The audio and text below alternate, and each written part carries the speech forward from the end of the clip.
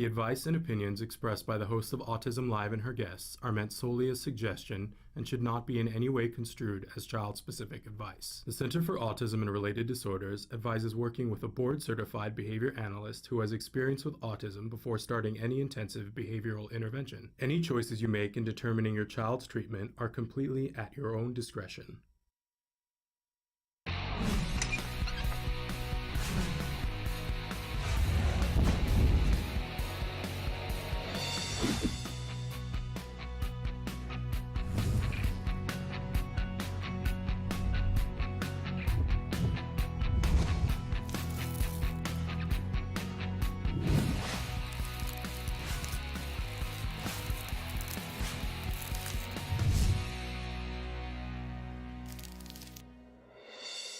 Good morning and welcome to Autism Live. I'm Shannon Penrod. We're coming to you live from the Warner Center in Woodland Hills, California. This is the home for Autism Live. It is also the home for the Center for Autism and Related Disorders. So excited to be here with you on this Wednesday because we got a big show for you. I want you to know that in just a little while we have Let's Talk Autism with Shannon and Nancy. Nancy will be here joining me. We have two amazing guests. During that hour, we'll have Vince Redmond, licensed marriage and family therapist, will be here with us to talk about some of the issues that come up for autism families. And then we have an amazing woman, Jackie McDougall, is going to be with us, an autism mom who has been a huge influence on me. She's going to be here talking about a new project she's working on for moms and non-moms, women, let's say that, over the age of 40.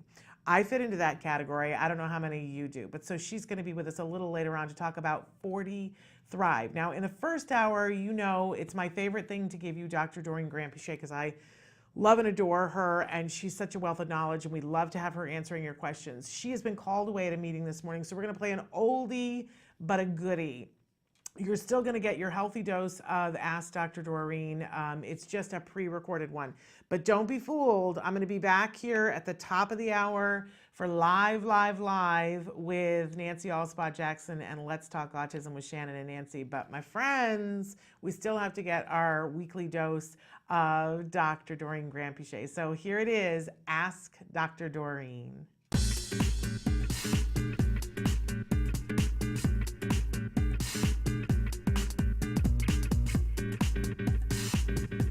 Welcome to Autism Live and to Ask Dr. Doreen. Dr. Doreen Grant-Pichet is here with us, and she's going to be answering your questions during the next hour. For those of you who are just joining us, she is an amazing expert in the field of autism. I believe the preeminent expert in the field of autism. And we're so lucky that she gives us an hour of her time every week to really take a tour of her mind. She's been working in this field for more than 30 years with individuals all across the spectrum, whether they be very young babies or even up to seniors, and including senior citizens and everything in between. And what I always say about her, because it's the truth, she's a visionary in this field. She sees it from all perspectives and tries to make sure that we're all taken care of in this, because there is the person who's on the spectrum that there needs to be taken care of. Definitely. There are the people who love them that need to be taken care of, the people who are working to help them to get to the progress they need that need to be taken care of. And then even further out, there are people, and I see you always trying to take the perspective of everybody and give everybody what they need. And I don't know anybody else who's doing that. Thank you very much. You. I appreciate it. Thank you very much, Sharon. We appreciate you more than you could possibly know. Thank you. But I do want to remind everybody that even someone of your expertise, you cannot give individual specific advice in this format. It doesn't lend itself to that. It would be a disservice to whoever's asking the question and whoever they're asking the question about. But having said that, you ask your question, Dr. Grant-Pichet tells you a little bit about what she knows, maybe ask some more questions that you can take back and get further with knowing what the next step is. So we appreciate that you do that, and it's very enlightening. Thank you. I don't quite know what to start with, but I do want to. I want to backtrack just a little and say that last December, I, along with our crew here, had this idea. We know that 2% of and what actually the genesis of it, because it was a brilliant idea, came from Samantha. Samantha comes up with beautiful ideas, and we wanted to make a statement. about how many people are on the autism spectrum. We hadn't heard a statement from our new president about the autism spectrum, and we wanted one. We wanted a plan, we wanted a statement, and so we did a video. We dyed 2% of my hair bright fire engine orange, red, I don't even know what color, because 2% of the autism, 2% of the population in the world is on the autism spectrum. We made the video, dyed 2% of my hair that color so that we could point to it and say to our president, 2%, you can't ignore it. And it looked like I'd been smashed in the head with a tomato for, like 2.5 months, and it started to fade, and I'd gotten a haircut. Some of it was gone. I recently I had said that I was going to leave it till it either grew out or till President Trump made a statement in writing about a plan for autism. Those were the two choices, and there was nothing in between. It looked horrible.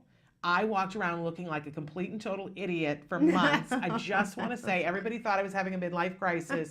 It was giving me a midlife crisis. But anyway, recently, I like to keep my hair short because I'm not a hair person. I got almost all of it cut out. I don't know if you can see, there's a little smidge of it. There's a little bit left. There's a little bit left. And I told them to leave a little smidge when they were cutting it. I said, just in case. Yes. It happened. It happened. Last Friday, President Trump put out a statement. I want to say, too, he lit up the White House blue. Yeah. He took a lot of flack for it. Did he really? I didn't know that. Did. He really did. We're going to talk about that in the next hour with Nancy. A whole lot of people are getting a whole lot of flack, including William Shatner, just because he spoke out and said he was in support of Autism Speaks. There's a lot going on today. That's amazing. Yes, people. And, there is a whole big statement that, a proclamation that President Trump put out on Friday. And in it, he uses the word cure. I think that's one of the big reasons why a lot of people are not happy with him about that. But there are things in it that I think are meaningful. And I believe I'm a good ABA mom. And even if something isn't where you want it to finish, you have to reward approximations. And a deal is a deal.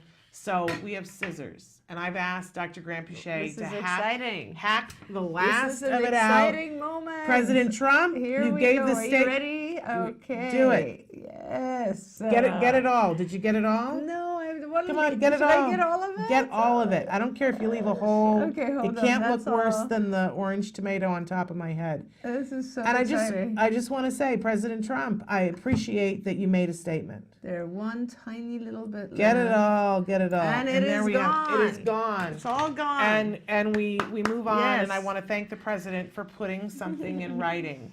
And we will talk later about what everybody's fatutzed about, but approximations are important. Yeah. And something I believe is Shaping. better, shaping that behavior, and this is important. Yeah. So, But all right. I can't really, he actually says, first of all, also very important, I think, is that he is officially saying that April 2nd is Autism Awareness Day, and that we all in the world of autism have always recognized it as Autism Awareness Month and Day, but it's great that he puts this in writing. And also, he's not really saying, he's saying, ongoing efforts to scan the human genome carry significant potential to better manage and ultimately find a cure. So I know that for a lot of the folks who are on the spectrum, that's sort of offensive. I can see that as being offensive, but I think it comes with good intention. I'm not one to necessarily nobody wants to really redefine what President Trump says, but I'm just trying to say that I think there's good in it, that the way that he expressed it. And I think that it's important that it be recognized as being so important that we need to spend more time, not just awareness. I think a lot of people are aware, but I think just doing research and bringing skills, help to the families, the kids, everything we need. Yeah. Exactly. And he even mentions the adults in here as well. I think So transition plans, I saw that. It's fabulous. Yep. So I personally want to thank President Trump for putting that in writing, and hence the haircut. There we go. All right. I want to move on now to a question that came in via email. We tell you guys you can send in whenever you want to. You can email me, as in Sam.Penrod, Penrod, @autism-live if you have a longer question. And of course, I didn't pick up that question off I printed one for you, but I didn't put it on yours. I printed a second one, but I didn't pick it off the printer for you. Okay. Hello, Shannon. Hope you're doing well. I'm a regular viewer of Autism Live. I don't watch it live due to the time difference between Dubai and the USA. I had a question. Does CARD have any branch in the Middle East? Do you recommend any good ABA center here in Dubai? Also, is Dr. Granpeche planning any conferences, talks here in Dubai? Also, my 12-year-old daughter has been acting extremely silly these days. She disrupts the class, sings while the class is going on. For every request I make, her first response is no. She never used to behave like this before. Is this due to hormone changes, and will it be better soon, and how do I tackle this? And then during the break, I'm going to get another question because this isn't even the one that I said I was starting with. Yes. So, no, that's okay. So I thank you very much for listening to us in Dubai. I love Dubai. I haven't been there in a long time, in a few years. We used to oversee a clinic there called CEIMC, which stands for, I think, Children's Educational and something medical. CEIMC is their initials, is their acronym. And they are still there. I stopped overseeing them as an affiliate because they did some stuff that I didn't approve of. But having said that, the person who runs their program, who used to work at CARD and no longer works at CARD for other reasons, but nevertheless, regardless of how I feel about that whole thing, he is a very good clinician, and if you can get to see him, he would be a great resource for you. His name is Jason Garner, and he is still at CEIMC in Dubai. And they are in Healthcare City in Dubai. And so if you can't find that information, just send Shannon an email and we'll find the exact address for you. Jason Garner, CEIMC in Healthcare City in Dubai. And good luck with that. I think that you'll find a lot of help with Jason. I'm not planning on doing any talks there. My schedule is already packed to 2018. I'm pretty crazy this year. Has been extremely silly. She disrupts the class, sings while class is going on.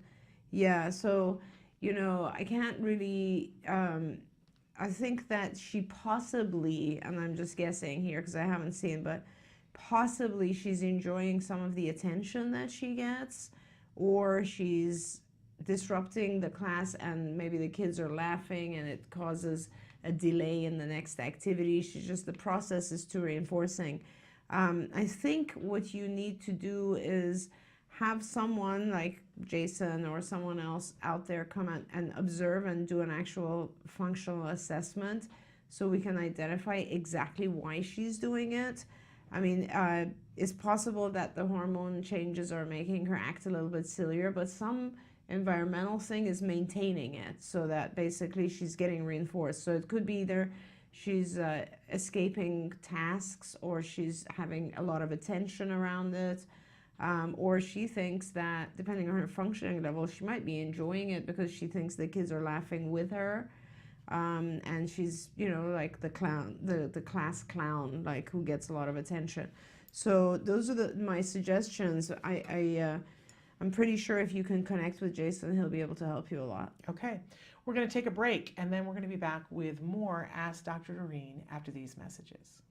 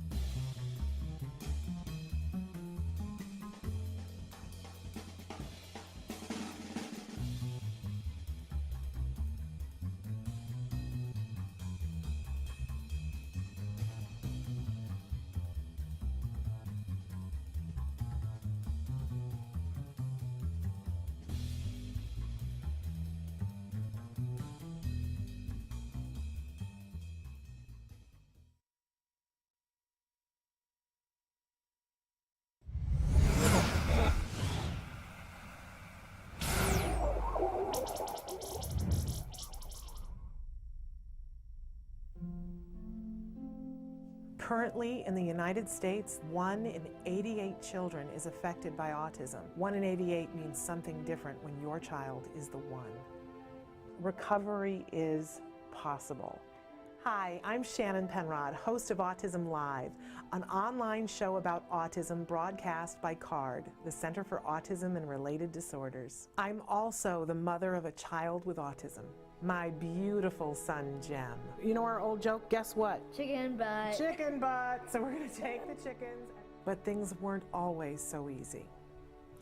I remember when Jem was first diagnosed with autism. I used to lay awake at night in bed and pray for someone or something that could help us to get our child back. My prayers were answered by Dr. Doreen Granpichet and the Center for Autism and Related Disorders. CARD treats autism and other related disorders using the principles of ABA, Applied Behavior Analysis, which is the only scientifically proven effective treatment for autism. It is also recommended by the American Academy of Pediatrics and the U.S. Surgeon General. About a year after we started treatment with CARD, we were able to see tremendous improvement, and we got our child back. What grade are you in? Second. You are a smart cookie, huh? Mm-hmm. Do you like school? Yeah. Do you have any good friends? Yeah. Oscar. Oscar is your best friend? Yeah. And my child is just one of thousands to benefit from CARD ABA therapy. Across the nation and around the world, children are making amazing progress and being given the keys to unlock their full potential. Recovery from autism is absolutely a possibility. We've been recovering children for over 20 years. It's just a matter of identifying the child's medical needs, understanding the child's sensory issues, and then teaching the child all of the skills they need in order to function normally. We know there's hope for autism. Autism is treatable and recovery from autism is possible. Welcome back to Autism Live. We're so thrilled to be here with Dr. Doreen Granpichet, and she's answering your questions in real time. We had a question that came in just as we went to commercial break that I would love to have you address. It says, Hi, Dr. Doreen. I'm a current client and just came across an article stating that you are selling CARD. Is that true, and what's going to happen to us? That's so sweet. No, I heard that there was an article in some magazine, which is Private Equity magazine or something, several months ago, and it's a false article. I don't know who put it there. We've had a few people call us in panic. I am not selling CARD. At any point in the future, even if I should sell some portion of CARD in order to bring in funds in order to continue to expand, I still will maintain ownership of CARD. I will do that as long as I am working and living. But the issue is that you never have to worry one way or another as a parent. I assume it's a parent, I don't know. Because realistically, this organization has been around for so long, much longer than insurance, much longer than a lot of other types of organizations have. So it's not like at any point CARD's path is going to change. It's not. I am not the only person here who is interested in doing what we do, which is helping kids and families. There are hundreds of very important directors and managers at CARD. I mean, we treat roughly 2,500 families at any given time. It's a pretty large organization now, so don't worry. Even if I'm not here one day in the future, that means nothing. The organization will continue, Skills will continue, IBT will continue, all of our companies and organizations will continue to serve families. The families have nothing to worry about. We're set up with a very strong mission and very strong beliefs and values towards helping the kids. Okay. And thank you for asking the question, and thank you for answering it. My pleasure. I want to go back to the question that I thought we were starting with, because I blew it. Somebody wrote in and said, thank you for your response. Each advice given by Doreen is very helpful. I have watched all your episodes, very informative. I started ABA program only after watching your show. I could see improvement in my daughter within 1 month. I have enrolled in Skills and using their program. We are searching for a therapist. My question is, my daughter is a sensory seeker. She always likes to hold a string or a wire. I am using this as a reinforcer for her. Is it a correct reinforcer? Recently, she started watching iPad. When she sees the iPad, she forgets this behavior. Can we give her more iPad to forget this behavior? If we don't engage her in therapy, she starts to look for some type of string for self-stimulatory. Yeah, you are fantastic. You are doing such a good job. Like, wow, that's amazing. So yeah, what you did is you used a self-stimulatory behavior and item to reinforce another behavior that you want to increase. That is called the Premack principle. What you did is the Premack principle, which is fabulous. Don't worry so much right now about the string being used as a reinforcer.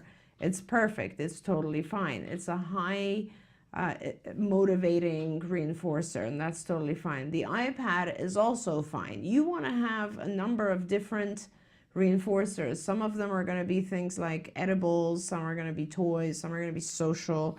Being able to self-stimulate with a string is one. Anything similar to that, by the way, is also going to work. And I'll give you some thoughts about that in a minute. And then, of course, the iPad is one. All of these are reinforcers and should be used in short bursts. So they should only be used to increase other behaviors that you want to increase. Using the iPad on its own in order to replace the string is not what you want to do. You want to use the iPad as a reinforcer for other behaviors. And so all the type of stuff that you're trying to increase, like for instance, have your child speak, and when they put some sort of goal on language, when your child meets the language goals each time, give her a use of the iPad. See if you can continue to use the iPad instead of using the string. If you can't, that's no big deal. You can also rotate. You can use the string sometimes, the iPad sometimes. Try to, at all times, keep your daughter engaged and busy so that she isn't just going to the string.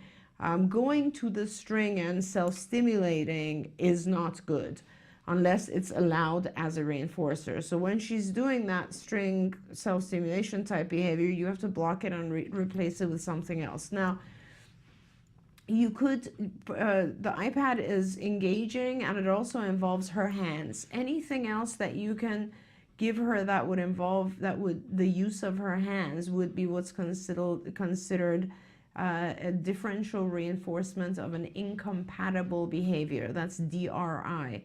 That means you can't really do this with a string if your hand is engaged doing something else. It's incompatible, the two behaviors. So I would suggest that you try to use things that are going to keep her hands busy.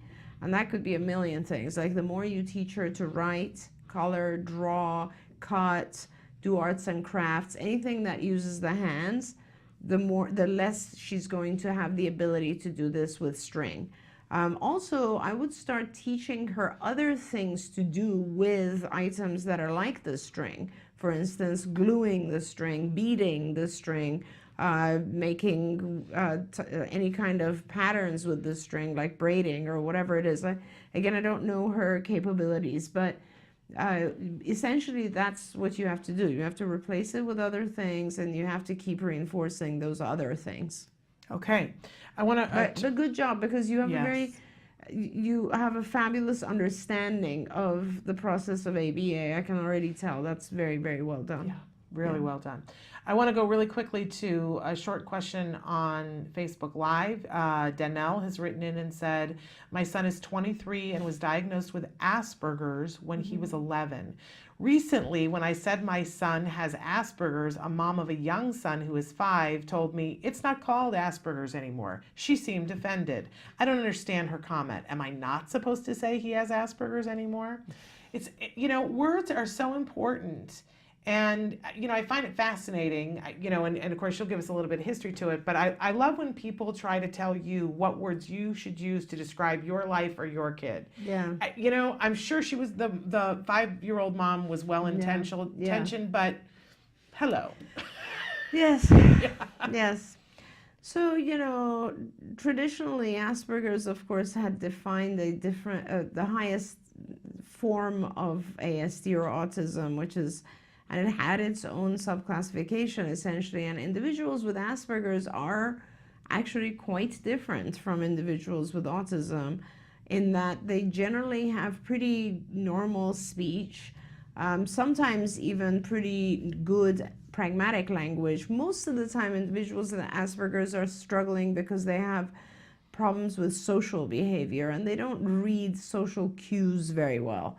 And that's about it. So that's the key difference with Asperger's and autism.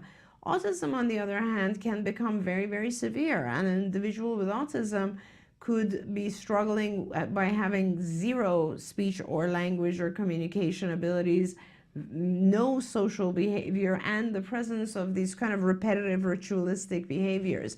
Now, in Asperger's, we might also have some repetitive behaviors or some ritualistic types of things, but they're more similar to the types of things you see with individuals who have obsessive compulsive disorders. So they're more like anxiety-based types of ritualistic behaviors. It's quite different. Now, when we had the DSM-5 coming out in, 2013, I think, 4 years ago, the diagnosis of autism, which used to be called autistic disorder, and then we also had Asperger's and we had PDD and all these different things. The whole section changed names, and it now is called autism spectrum disorder. And under it encompasses all the different types of autism, including Asperger's. I'm not 100% sure that was a good change. I don't know if we should really be classifying. There is a significant similarity with Asperger's and autism, and that is the theory of mind deficits, like the fact that these individuals with Asperger's and with autism have a hard time with understanding other people's perspectives and often have a hard time with executive functions or very advanced cognitive functions. But having said that, so they all now kind of fall under the spectrum. There is a sub-diagnosis of ASD. Right now, when you have someone with autism, you have to say ASD, and then you give, which stands for autism spectrum disorder, and then you have to give severity levels. And you have to give what's called specifiers. And the specifiers are things like, with catatonia or with intellectual disability or those types of subtypes, or and then also you give severity, and you say with severity, the severity levels have to do with the social behavior and the repetitive skills, repetitive behaviors. So, and that's a whole different thing. But if you look at an individual with the least severity, you could potentially be describing an individual with Asperger's, and you have the right to say ASD Asperger's type. That is allowed. So, it's not that that diagnosis doesn't exist anymore. Obviously, your child was diagnosed with this 10 years ago or 20 years ago or whenever it was. And, that is respected. That diagnosis will continue to be respected. So you can call it whatever you wanted to call it. The parent, I guess, who was saying this, I suppose, sometimes parents who have children who are a little bit lower functioning think that parents who have children who have Asperger's are trying to separate their kids and say, oh, my kid doesn't have autism, my kid has Asperger's. Maybe that's where she was coming from. Like, she felt like you are separating your child by saying that. But as Shannon said, I believe, we all have enough to deal with. We don't have to cause additional stress for each other. You can call your child whatever. It's still the same thing. And it is still, it just is. I've always said the names mean nothing to me other than it helps me skip a few steps, because it helps me identify that this child struggles from the same thing as other children with this label. That's it. And I totally agree. And I think probably more likely what happened is that when that mother went to the doctor for her child, Right. which was probably sometime in the last 2 years, if he's 5, maybe 3 years, if she's really lucky and on it, and they were having a conversation about autism. I know when the minute that my child was being diagnosed, I said, oh, but they said autism. And I said, yeah, but is it at least the Asperger's kind? Because I wanted that hope. Of course. Right? And to me that, I was like, okay, if we're dealing with autism, can it at least be the Asperger kind? And I think a lot of people have that conversation. I'll bet that came up with her doctor, and the doctor probably said, oh, Asperger's doesn't exist anymore, not taking the time to explain to this woman, it's all under the heading of. So I think that's probably where it came from. But, now you have the information, you can go back and school her properly. Absolutely. It could have even come from like our show or other shows where we talk about this. For all practical purposes, the diagnosis of Asperger's has been taken out of the book. It's a subheading now under ASD. And the way you're supposed to describe individuals who have Asperger's is ASD 1-1, which is basically means needing some support in social skills and some support in repetitive behaviors. Asperger's type, that's it. So yeah, I mean, everybody has their own interpretations of things, but you can describe your child however you like. Amen to that, sister. Okay, we're going to take a break, and then we're going to be back with more Autism Live and Ask Dr. Doreen after these messages. What is autism? What is autism? What is autism? What is autism? What is autism? What is autism? I've been asking myself that for a very, very long time. Let me think about that one. Trying to, Jeez. Let me think. Oh man, that's a rough one. Yes. Autism is a neurological disorder that affects many of our kids in different ways. It's a learning disability that affects the cognitive functions of the brain. A lot of people have the misconception that it's a disability, and it's really not. I look at it as like a special gift. When one person thinks differently from another. It's an opportunity for everyone to learn to understand someone that's a little different than them. Autism is the ability to educate. They're given so much talent in different areas. To me, autism means a chance to be with and be around people you really care about. Autism is beautiful. It's a way of seeing the world differently. It's always unique, totally intelligent, and sometimes mysterious. Happiness that comes out of my son's hard work. It's a movement. Unpredictable. That's right. Awesome. Love. The field I want to work in. Laughter, fun, joy. Autism is beautiful to me. I want you to remember these 3 words. There is hope.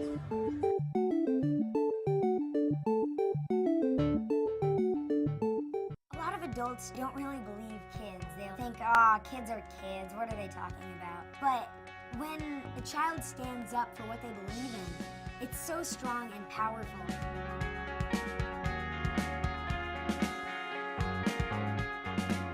I first got involved with autism advocacy 4 years ago when my friend was diagnosed. When I found out about my friend's diagnosis, I didn't really understand what it meant.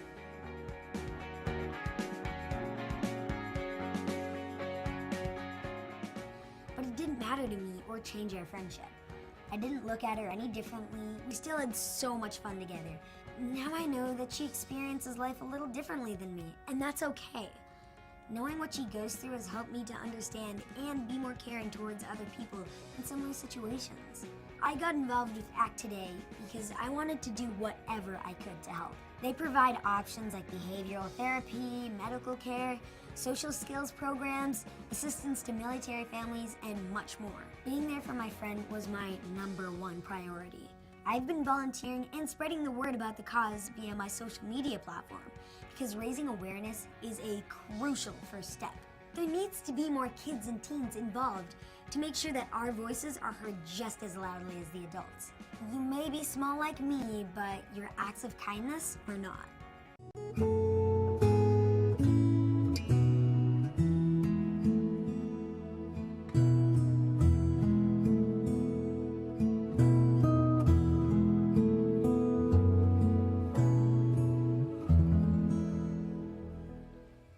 So do down dog next.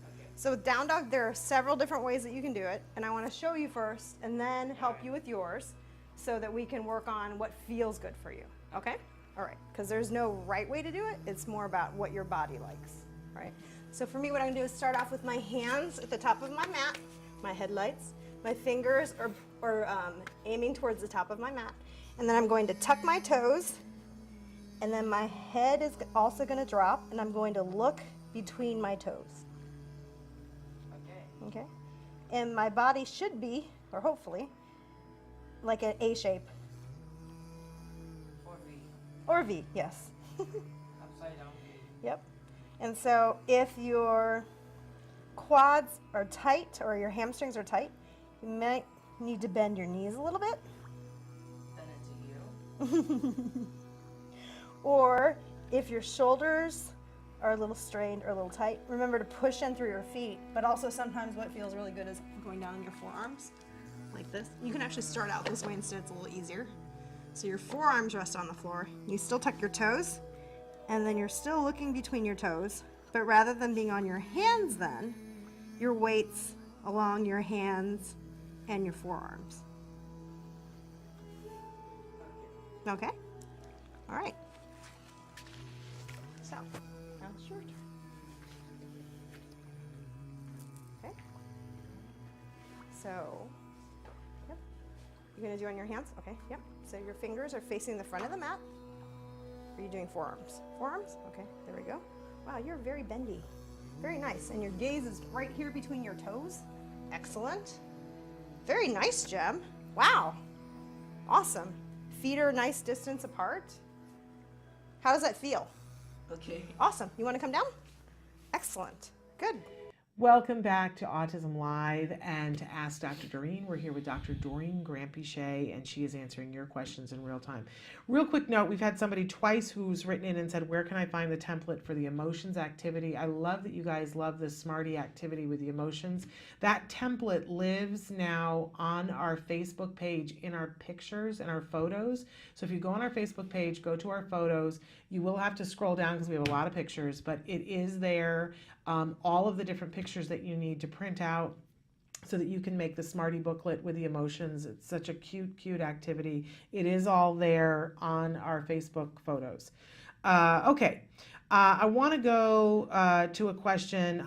Dear Dr. Doreen, my daughter is 8 and sees her ABA therapist once a week for an hour. Jeez. They mostly work on coping skills since she has a really hard time regulating her emotions and gets very angry, all in caps, at the littlest thing. Mm-hmm. She can tell you what her coping skills are and how to do them, but I've never, all in caps, seen her use one of them when she gets upset. It's like she can't remember what to do that's more appropriate, so she just does what she's always done, which is scream, yell, hit, and throw. She's told to do her calming space in her room and comes down 5 to 10 minutes later like nothing happened. If I want to bring up her inappropriate response when she is calm, she does not acknowledge her behavior at all. She will not admit to yelling or throwing, like she has no memory of it. Is that avoidance? How can we teach her to use her coping skills when she is frustrated and upset? And thank you for amazing advice. Get ready, buckle up, because you're going to get some amazing advice, and it's going to start, I'm sure, with the time. Well, okay, so let me just go through this one more thing. So she gets very angry at the littlest thing. She can tell you what her coping skills are and how to do them, but I've never seen her use one of them when she gets it. It's just like she can't remember what to do that's more appropriate, so she just does what she's always done, scream, hell, shit. She's told to go to her calming space and calms down 5 to 10 minutes later. Okay. That's actually really good that she follows through when you tell her to go to her calming space. I think that's pretty impressive. And that she actually goes and calms down in 5 or 10 minutes, I think is also pretty impressive. But the point is that you know when she's about to lose it. So it's okay that she's not at that point yet, because it sounds like you can identify when she is about to go into a tirade. So what you have to do is, before she starts hitting that point of anger, you will start directing her to go to her calm space, or what do you call it, calming space. And that's where you can maintain control so that those periods of anger don't even escalate. So you start with that, first of all.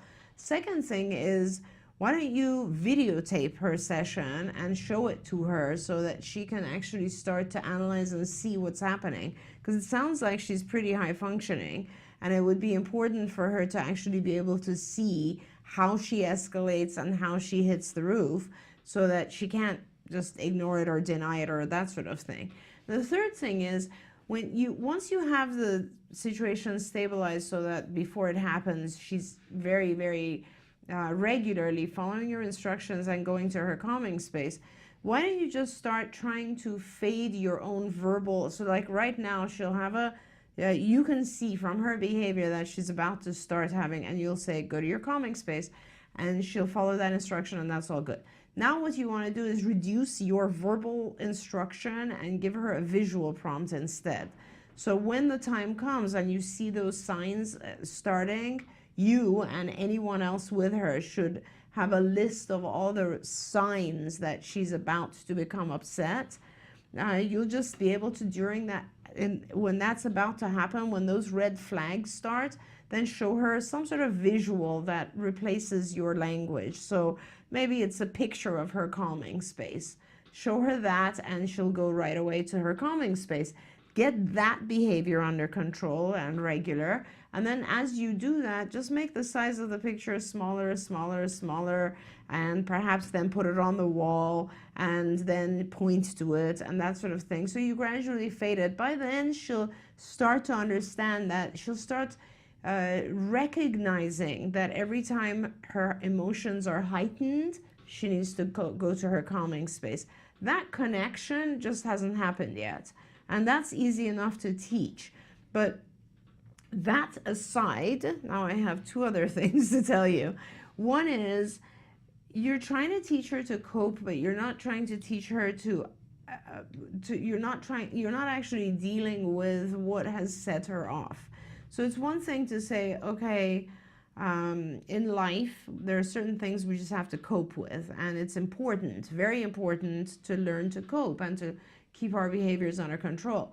However, often with our kids, their behaviors, their anger, their tantrums is a way of expressing themselves. And by teaching her how to cope with the situation, you're not really teaching her to vocalize what it is she's angry about. So you need to figure out there's a whole different portion to this ABA, which has to do with, if you really want to deal with this behavior or any other outburst, she needs to have a way to express what is causing her the frustration. That is the most important aspect of ABA. That's what we refer to as the function of the behavior. By getting angry, she's trying to say something. Perhaps she's trying to say, this is too hard for me. I don't want to do this. I want out of this environment. Whatever it is, there's a lot of stuff that she could be expressing if she had the ability to, instead of doing this.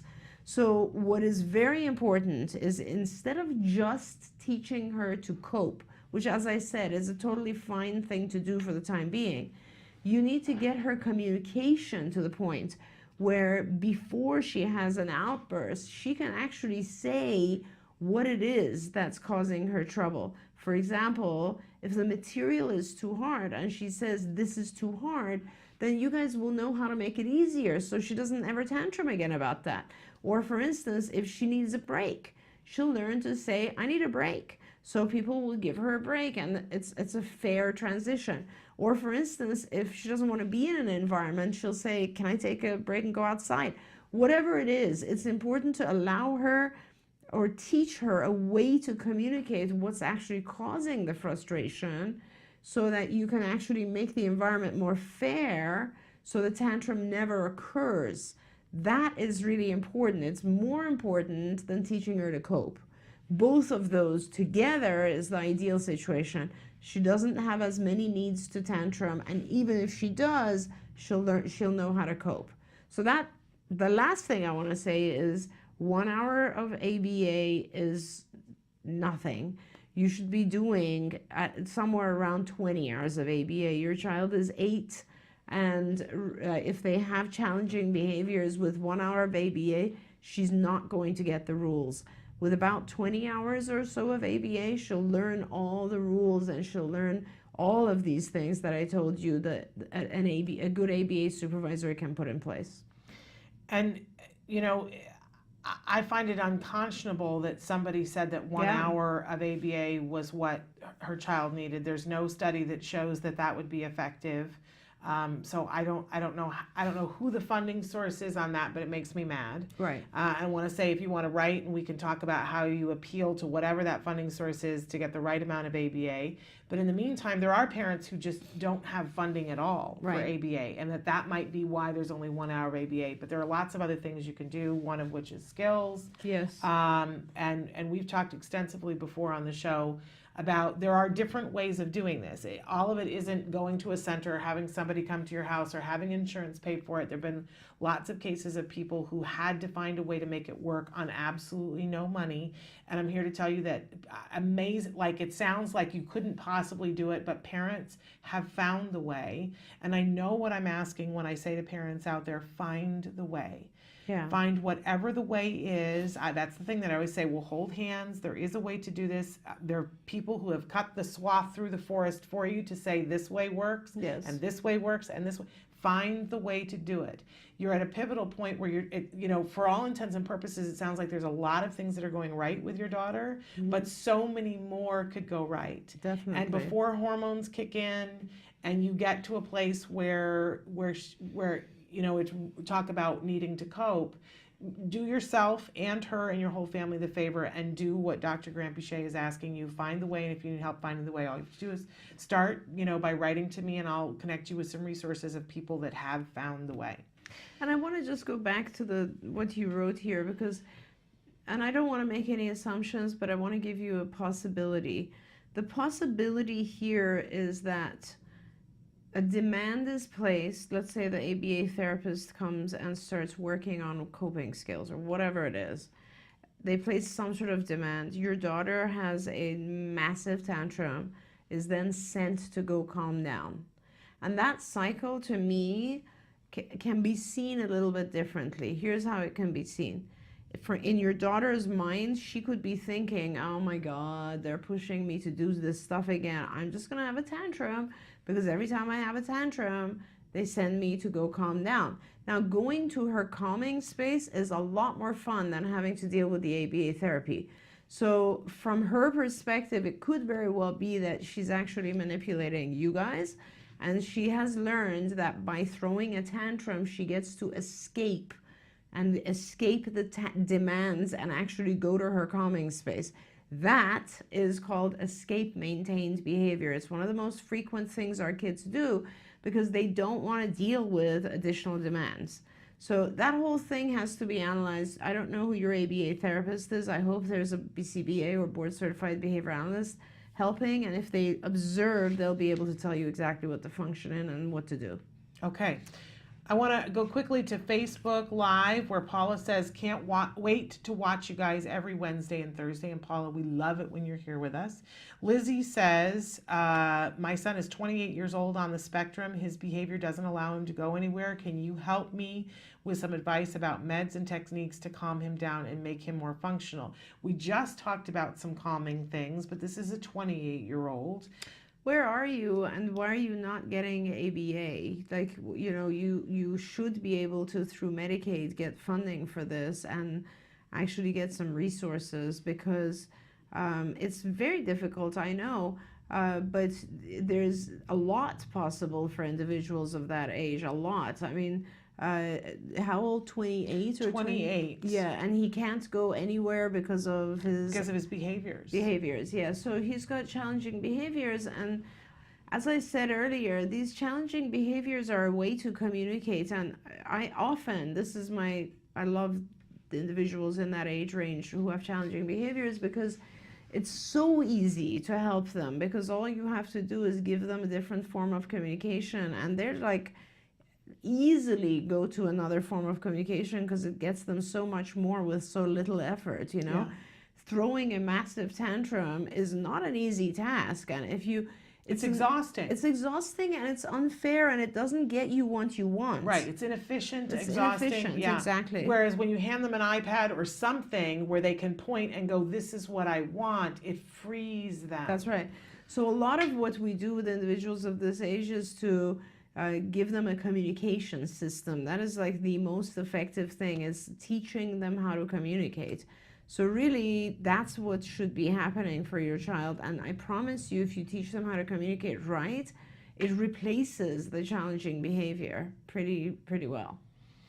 Okay, we had a question that came in, and I want to make sure that I don't. They wrote in and said, "Hi, Dr. Doreen. It's me, the mother of the," and there's a letter of the alphabet boys. I don't know if okay, you got it. Mm-hmm. My son is now 6.5, reading at probably fifth grade level. Is the letter level. of the alphabet O? Yes. Yes. As I always am so. I don't want to reveal anybody. I don't know if that gives anything away.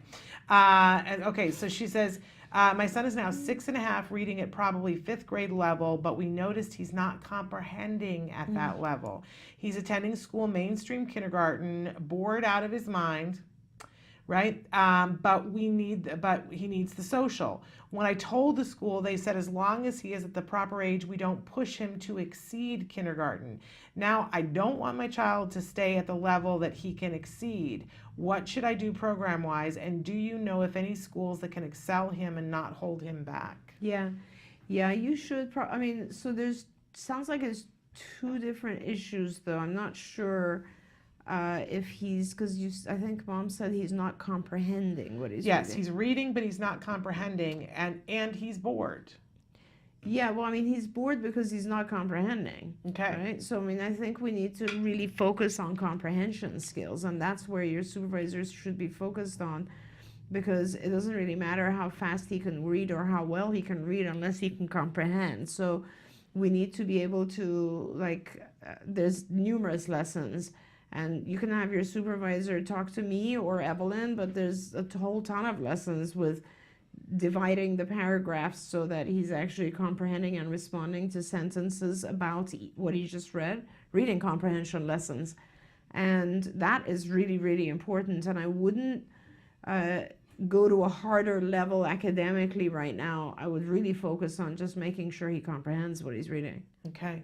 All right. Spectacular. I think what happens a lot with our kids, Shannon, is that the material, it's too much in one page or whatever, and they just focus on, and this is not common, this is not just autism. A lot of kids have this issue where it just, once there's too much in a paragraph, they don't know how to organize it and so that they understand it.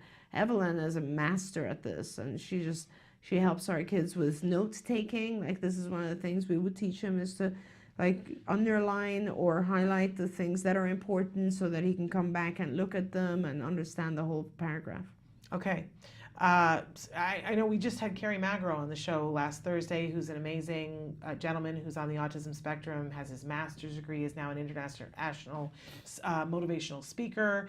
And he's, when you see Carrie and he's talking, it's just amazing. And then he said on the show, though, on Thursday, he said, but I have a big problem with reading comprehension, and I struggle with that. But we know that there are many things that you can do to make that better. And obviously he was able to make it better enough that he has a graduate degree. He still says that there's a difference and there's a gap, but you can make it better. Okay.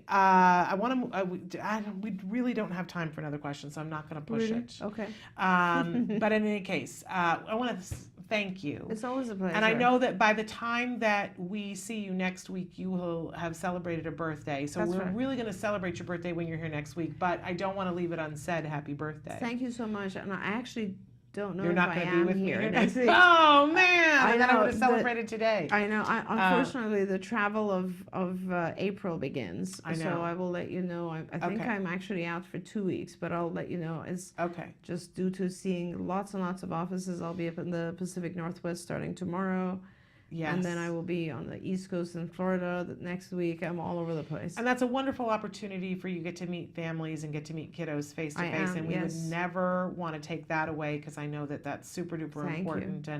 But we adore you. Thank you so much. We just are so deeply appreciative for very everything much, that Shannon. you do always. Thank and you so we much. celebrate you. We'll celebrate here without you. I'll be here on Monday and Tuesday. Okay. That I know for sure. Yeah, but we can't get you in here to celebrate No, with the but viewers. it's Spirits Week here. It's card yes, next week. So always there's a week in April that coincides with your birthday that card goes the extra mile to show their card spirit, and it's always wild and woolly and crazy. And I think people who work with children are closer to childhood and childlike behavior than people who don't. Right, So they're willing to be silly, which is a lovely thing. We love that I here. think that's why they all look so young. I think that's why you look so young. Thank you. So in any case, we want to wish you a very happy birthday. Thank you so much. And we'll celebrate it more when we're next back with you. And I will make sure that you guys know whether or not we have Dr. Grandpa Shea next week.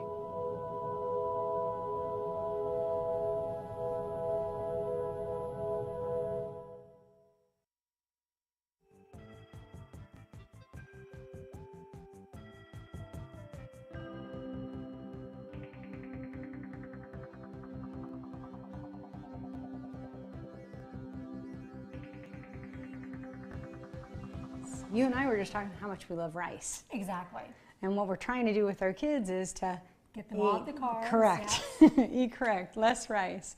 So literally, this is like what I would order at Benihana's or any Japanese or Chinese food restaurant, whether you're at P.F. Chang's, and we're going to do it all with cauliflower. So let's go ahead and get started. Let's go. So what we want to do is throw this all into the food processor here. And we're going to get this to the consistency of little rice pellets, if you will. So, and I'll throw some on the floor for the gods who need the floor cauliflower. And that's good. I think that's enough. Okay. So we'll go ahead and pulse this on.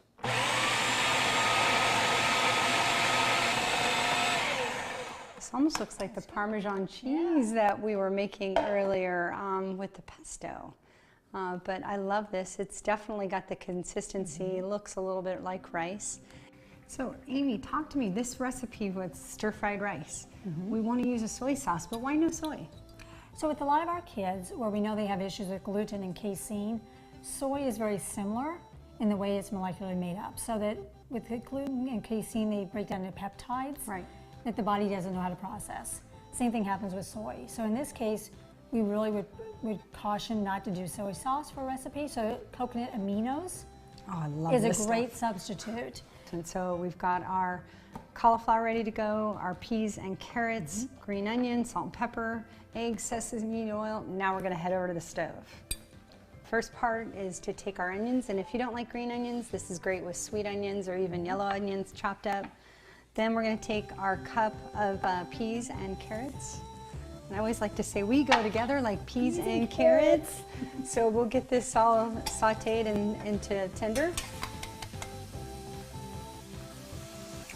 There's the egg. So, if we can, we'll do a little salt and pepper to taste. Okay. So now what we're going to do is take our secret cauliflower mix, if you want to hand that to me. And we're going to throw this in, and notice the consistency does look a lot like rice. We're going to take the secret sauce that we were talking about earlier, the coconut aminos. Just love this stuff. So it calls for a couple of tablespoons, and as you all know, I'm not a measurer. And I may just put a little more in because I love this stuff. Cheers. Oh my gosh. You would never know this is not rice. No. We're hiding from our children all those carbs, and we're actually eating vegetables. Go figure. Hey, thanks for joining us again. Thank you, Autism Live, and we love seeing you here. We're all about healthy eating for our kids, and we appreciate you. If you have questions for Autism Live, hit autismlive@gmail.com. If you have questions for me and want to convert more recipes with me and Amy, that'd be great. We could do that again. You can email me at lisa@takanow, TACANOW.org, and we'll see you at the next What's Left. This cooking video is brought to you by WellAmy.com. Amy, a certified nutritionist and holistic health practitioner, is an expert on autism and special diets. Find ingredients and other GFCF-approved foods and recipes at wellamy.com. Wow, you have so many words today. Oh, he's just booming with language. It's crazy. He can say 2-syllable words now. He can say purple, guitar. Guitar. Guitar. Before it was just tar, now it's guitar. So it's getting really close. You can say pancake. Right? Pancake. You can say butterfly. You can say butterfly. And when did this start, the 2 syllables? I noticed it Monday, so 4 days ago, that he started to say on his own. What is this? What is this? Book! Okay, there you go. There you go. And he's been managing for things, so that means asking for things a lot more now that he knows the label to. So book, guitar. And he's counting now. The words aren't clear, but they're the same every time. One day Cheryl said 1, and he said 2. And then she said 2, and he said T. And then she came to me and said, he counts to 10. And I said, no, he doesn't. Yeah, he counts to 10. 1. 1. Yeah. 2. 2. Good. Good job. 4.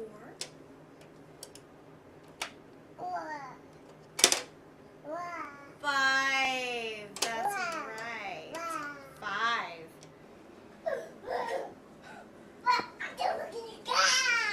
You want to do it again? Again? Say blast off. Okay. 1, 2. Blast off. Oh, okay. Uh-huh. Okay, how about let's not run that way? You run this way. No, we're not going to run that way. You stay over there. Run, choose to stand. Nope. He's been very deliberate nowadays. It just seems like that's just his pattern that he seems to do. It's just kind of like something he has to do before he goes and sees you. But I think it's just more obvious this past couple days that I've noticed.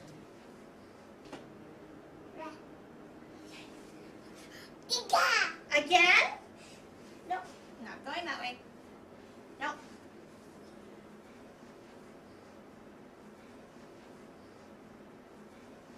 It's like he really needs to go over there. No. We're not going to go over there. No. Mm-mm. You can go this way. We'll play around here. You want blast off? Okay. You want up? Okay.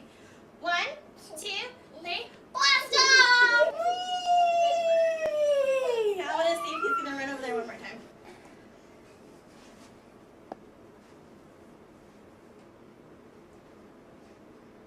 Let's go over there.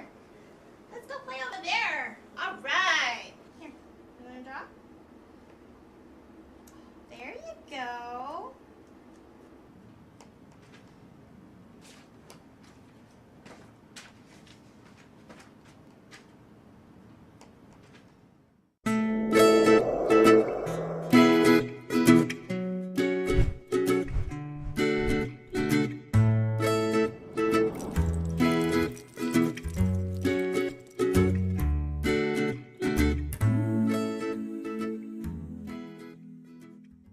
Good morning and welcome to Let's Talk Autism. I'm Nancy Alspaugh Jackson. Shannon will be with us a little bit later in the show. But to begin with, we are joined by our own Vince Redman, marriage and family therapist, as well as has a background in ABA. And many of you know Vince is a regular on the show. Hi, Vince. How are you today? Good morning. How are you, Nancy? Very good. Good. You're getting over a cold, huh? I am, yes. It's been a struggle for the last few days. Yeah, it's been a struggle for a lot of people out there. Everybody's seems like it's going around. Well, we're glad that you could join us this morning. Vince, we wanted to talk a little bit today about center-based services. First of all, can you explain what center-based services are? Sure. Center-based services are something that we do at CARD, where we provide the actual treatment in a center environment. So we're able to provide the one-to-one. It's still one-to-one direct intervention with kids, but in an environment that is, it leads to more accessibility to social skills, play skills, language skills with peers, a lot of things that we're unable to do in the home setting. We're also able to work on some of the precursor adaptive living skills so that when they get to the point where they need to actually use those skills in their home or in their environment, they have some some skills to be able to build upon. But each center, each of the card centers, excuse me, and I know other agencies as well, really look at having center-based services as well as the home and community-based services that we're also used to. Have there been studies done on the effectiveness of center-based services? Yeah, we actually did. I mean, we actually did our own study and showed that it was the kids, and especially the early learners, significantly gained skills at a quicker pace using center-based services than they did during home-based services. Now, that could be for multiple of variables and lots of different reasons that go around. But what it came out is that they were actually acquiring skills, I believe, at an 80% faster rate than they were at home. Now, again, there's different reasons, but these precursor skills are the skills that are necessary for them to continue their learning in more complex settings, more social settings, and more of your community-based settings. So it's shown to actually be very successful for our kids. So what are some of the arguments then you would say to a parent who there might be some objections, and do you know what are some of those objections that you often hear? Oh, I hear lots of them. Okay. What are some of the objections you get? Some of it is more convenience issues. I think a lot of it is the center might be a distance to get to. It might be difficult for them to get the child to the center because they have other children maybe that they have to pick up and drop off.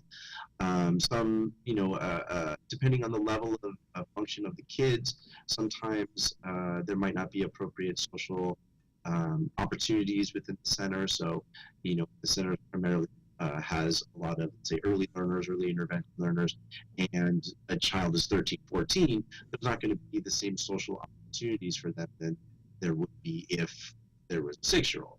So sometimes that plays into it. But we know that, and we understand we understand that we want to put each child in the situation, in the environments that are going to be the most beneficial to them, not only in treatment, but also in the to generalize their skills as well.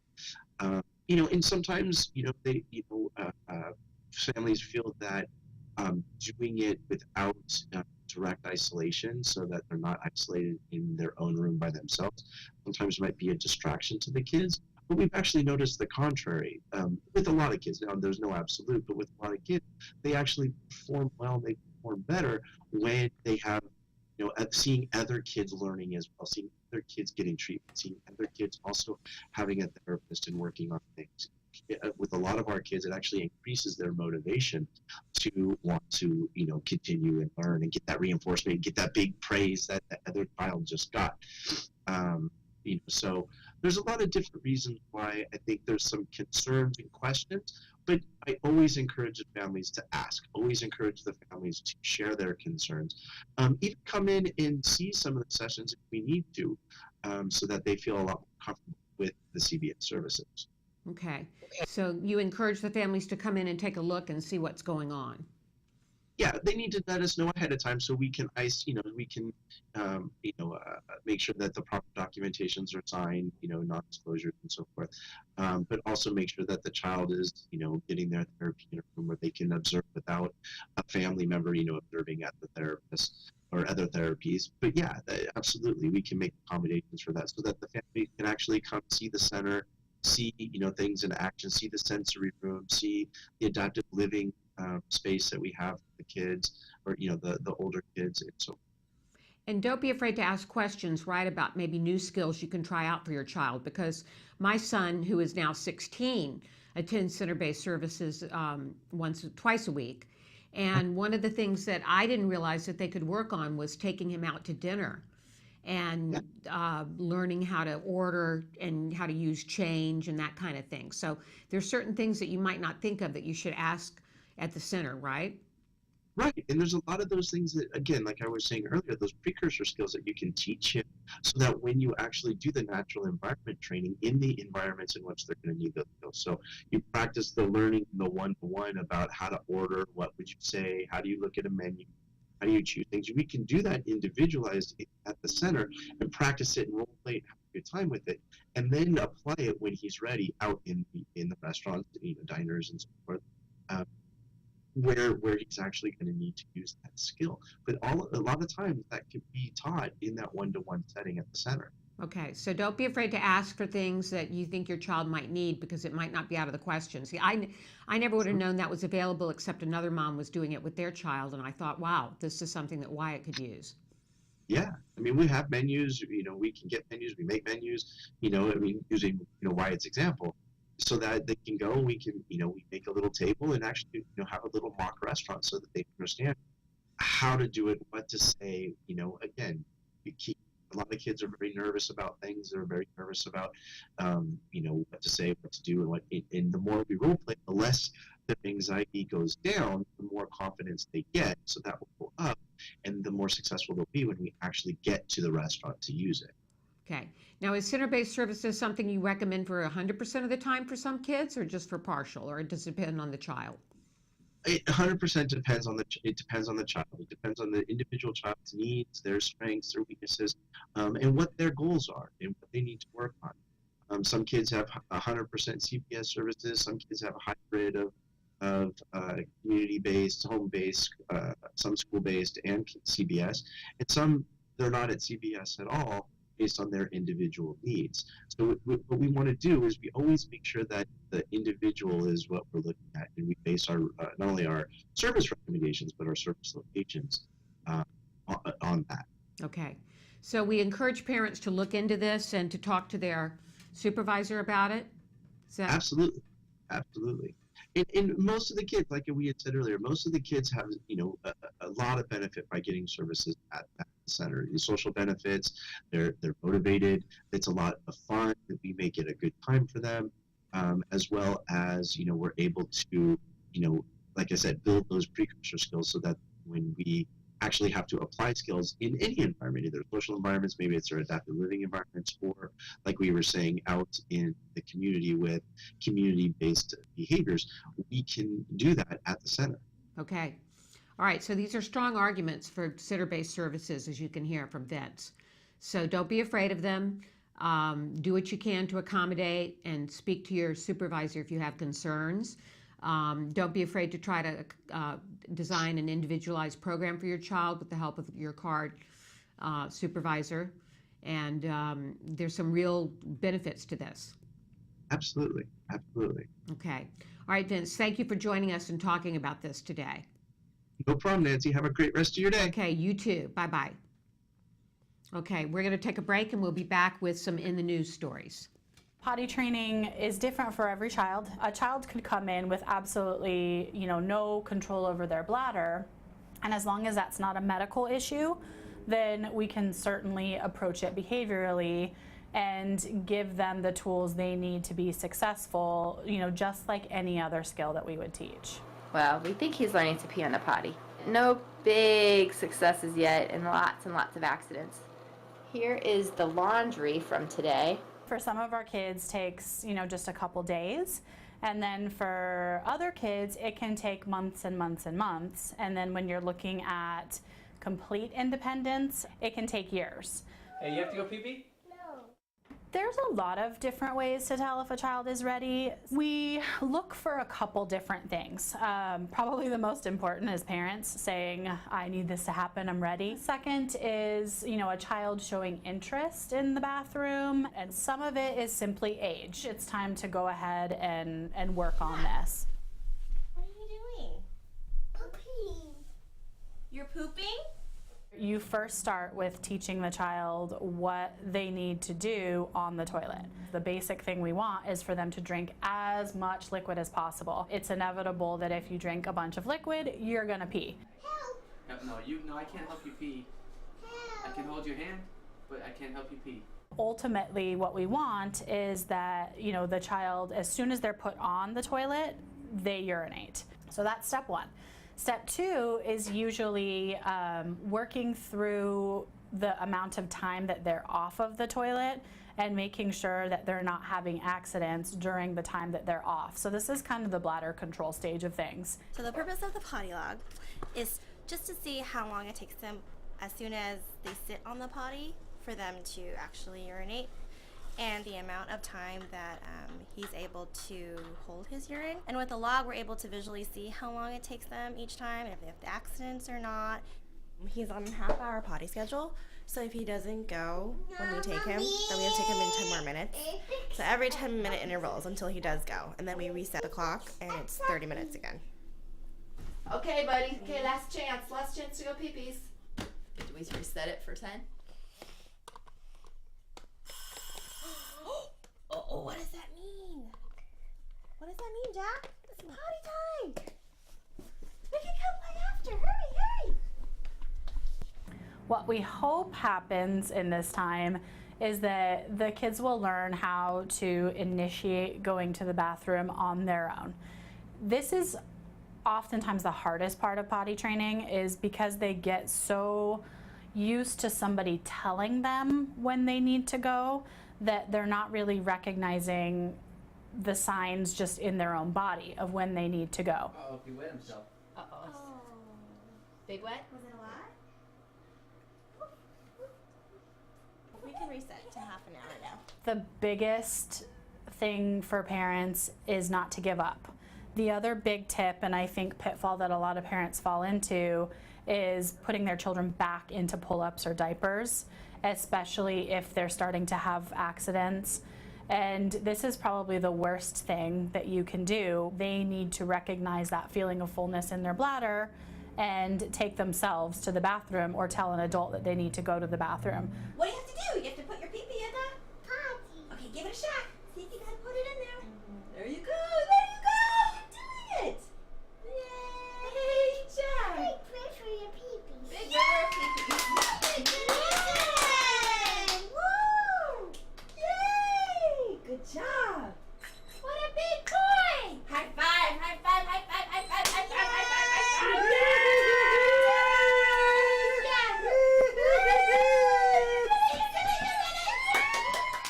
And we are back with Let's Talk Autism. And today we have some stories in the news to bring to you. The first one is a very technical story that's from the spectrumnews.org website. So you can go on that website to learn more about this story. But the headline is "Autism Genes Abound in DNA Regions Involved in Learning." And the highlight of that is that certain genetic regions in mice, they have found, loosen their wrapping around support proteins after the animals learn a new task. And they are saying that the same processes that enable the brain to store new memories may also control many autism genes. Candidate genes for autism are more than 3 times as prevalent in the genetic regions that become active after mice learn a new task that, as would be expected by chance, researchers found. The connection between learning, memory, and autism could explain why many children with autism have intellectual disability. They're trying to understand the overlap between learning and autism spectrum disorders. The results appeared in the 16th January in Science Signaling. And once again, it can be found on spectrumnews.org. So you can go through this. It does have a lot of technical lingo in it, but once again, they're learning exciting new things about DNA regions in the brain and how it affects learning. Another article that was in Spectrum News is the cost of camouflaging autism for girls. And they have many case studies in this article. One about a woman named Jennifer who was not diagnosed with autism until she was 45. And that was only because she wanted confirmation of what she'd already known for decades, that she was on the autism spectrum. And for years, she had camouflaged that. Apparently, this is a phenomenon often found in girls. There are numerous stories within the article, which is in spectrumnews.org, of women who have had autism without necessarily being diagnosed and were diagnosed later in life. Some haven't even been diagnosed at all, but this explains sometimes, it could explain why there's more boys diagnosed than girls. The girls may not be getting the diagnosis. So that's one of the things that the article brought up. But this masking is when an individual will literally learn skills, coping skills that mask the signs of autism. So they'll often rehearse language, rehearse speeches, rehearse behaviors, hide their self-stimulatory behavior, And the cost of this is very high because it can result in anxiety, it can result in depression, but it's often a coping mechanism that girls with autism use to fit in.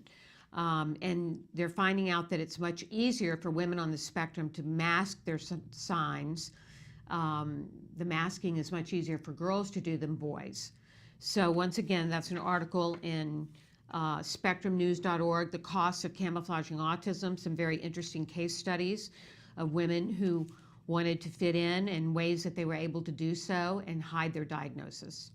So we're going to go to another break, and we're going to be back with Shannon doing an interview with Jackie McDougall from 40 Thrive. So we'll be back in just a few minutes.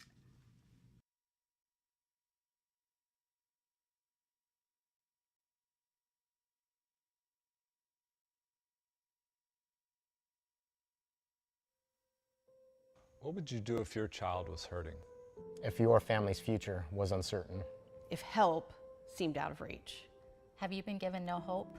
Taka means I am not alone in this. This is the reality for families affected by autism. And today, the number of children with autism is growing more rapidly than ever.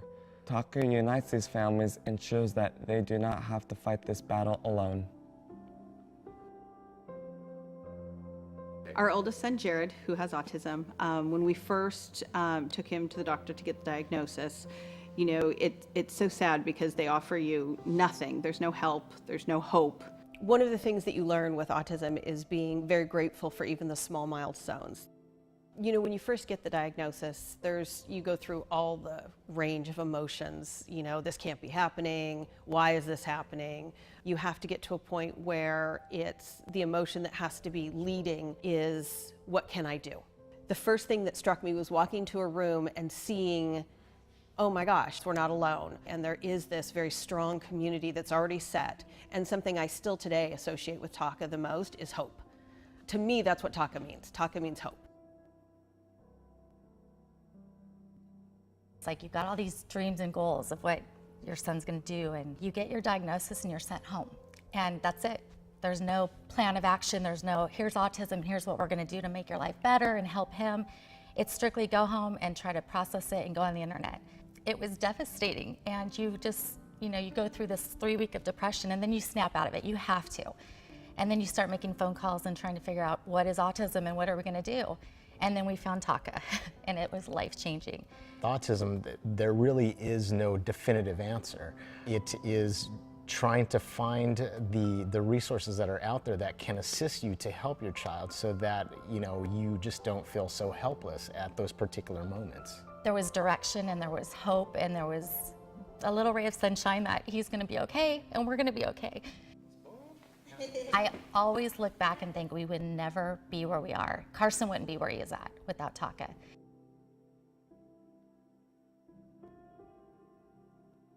So 13 years ago, my son was diagnosed with autism, and that put our whole family into a tailspin.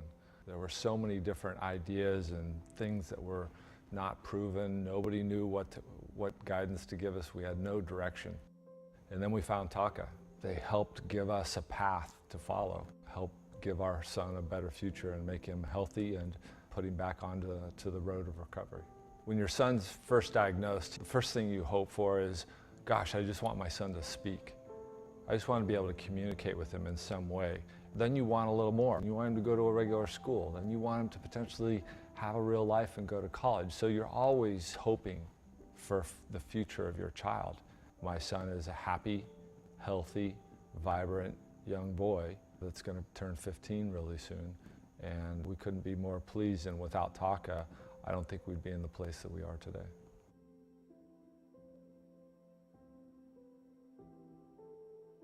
We believe the future is not defined for many affected by autism. There is hope and direction for these kids and their families. Taka is dedicated to providing community, support, education, and hope to families affected by autism. At Taka? At Taka. At Taka, we are families with autism helping. Helping. Helping families. Helping families with autism. Hi, my name is Matt. I am 19 years old, and I was diagnosed with autism when I was 6 years old.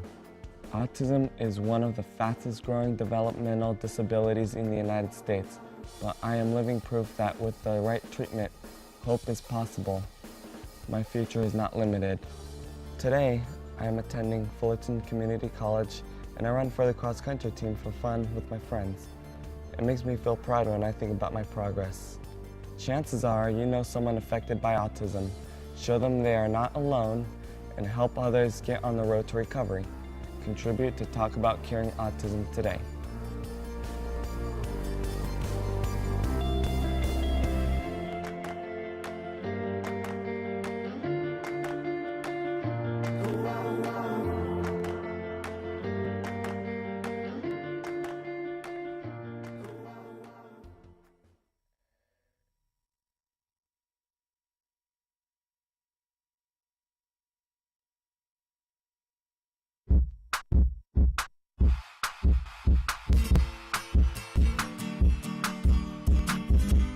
Hi everyone, welcome back. For the month of February, I thought it'd be a great idea to work on an activity that would help your kiddos identify and label emotions. And to help me out today is my good friend, Jamie. Hey, Suzanne. Hey there, Jamie. Hey, how can I help? Well, the way you can help me out is that because you're a sock puppet, you can do things with your face that I cannot do. No way. Totally. The way you can do it is that, you have interchangeable features, which means you can make super exaggerated faces, which makes it easier for kiddos to identify them and to label them. Uh-huh. Hey, I have a favor to ask you. Yeah? Can you help us out and show us some of your faces you can make? Of course. Here we go. Ooh, you look super mad. I was super mad. Can you show us another one? Sure. Ooh, you look super sad. I was super sad. All right, can you show us one more? One more. All right. You look super excited. I was super excited. I am too. You know why? Because I really want to show everyone how to make a little buddy like you. So let's get started. The materials you'll be needing are googly eyes, felt, a hot glue gun, imagination, scissors, Velcro, some heavy cardstock, and a clean sock. All right, let's get to it. So the first thing you want to do is you're going to grab your sock. Hopefully it's not dirty and used. It's a clean one. And what you're going to do is that you're going to take your sock, fold it in half like so, and then you're going to take your scissors and cut down. The reason we're doing this is that we're going to make an area for the mouth. The next thing you want to do is you want to trim the inside a little bit, because if you don't, it's going to have an overbite. So I'm just going to take my scissors and just trim a little bit off, not much. Now that this guy is ready, I'm going to take a hard cardstock or note card or whatever you have that's a piece of paper. I'm going to fold it in half. And what I'm going to do with this is going to be the inside of its mouth, the kind of reinforcement so you're able to move its mouth around. So I'm going to just cut it into an oval. And don't worry, if it's a little too big, you can always trim it. With this sock puppet project, the materials we'll be using, like the hot glue, is not something for children. So this is something you're going to be doing by yourself and then asking your child to join in once the puppet is ready to go. All right, now that I got that out of the way, let's start gluing. I'm going to take my hot glue gun and I'm going to glue it on the paper. Okay, once I have that, I'm going to put that in the inside of its mouth, and then I'm going to take the sock and then pull it over the edge and cover it with the glue. All right, so now that I have the bottom part done, I'm going to do the same thing to the top. So now that we have this part assembled, what we're going to do is we're going to take a piece of felt and we're going to cover this area so you don't see all the scraggly stuff. So I have my piece of felt right here. I'm going to fold it in half and I'm just going to cut out a similar oval shape. And again, don't worry if it's too big. You can always trim it after we glue it on. I'm going to glue it inside. All right, now we got pretty much the base of the sock puppet. He's got a moving mouth, but wait, he's got no features. We gotta help him out with that. So what I'm gonna do is I have these pieces of Velcro that I bought that are already sticky on the back, which makes my life a lot easier. And I'm gonna peel this off and place it where I want his eyes. So one there and one there. And then I'm also gonna put them also along his mouth. And then if you want to get fancy, you can put some for his eyebrows as well. So now that I have this, we should be making some features for him. I'm alive! Alive! I had a great time with my buddy Jamie, and I hope you did too. Until next time, bye. Bye. And don't forget to send us your photos at facebook.com/autism-live. Can you see me? Can you see me flying by your side? Welcome back to Autism Live and to Let's Talk Autism with Shannon and Nancy. I am here. I can't believe this is the first time that we've ever had you on the show. Right. I am here with Jackie McDougall. And for those of you who don't know Jackie, oh my gosh, I'm so sorry for you, because you should, and now you will. She is an amazing woman, a tour de force, somebody who really inspires me all the time. Your resume, you are so prolific, the things that you have done, but you're still so young. But let's So start. young, so You young. I mean, let's are. take a minute to. Well, yeah. but you've worked extensively in television, in the entertainment industry, and you are a mom of 3 kids. We should say that Jackie is an autism mom. I am. And a proud autism mom. And you have started on a new venture that is so exciting to me personally. I don't feel left out, the fact that I'm 50, I will say that. But you can see on the screen there that it says 40 Thrive. That's so right. First of all, let's start with welcome. Because Thank you, Shannon, for having me. I can't believe I haven't had you on the show before, and I think it's know. remiss of me. But I absolutely, I follow you and the things that you do and have for quite a while, and I'm always impressed and inspired. And I said this to her earlier, I think at least once a week, I want to be more like Jackie. Oh my and that's the gosh. truth, because you tell the truth in a way, in the way that you write and the things that you post, that it's always very moving to me. But I also don't ever feel like it's an overshare kind of a thing. I think you strike just the right tone always. Thank you. And your story is amazing.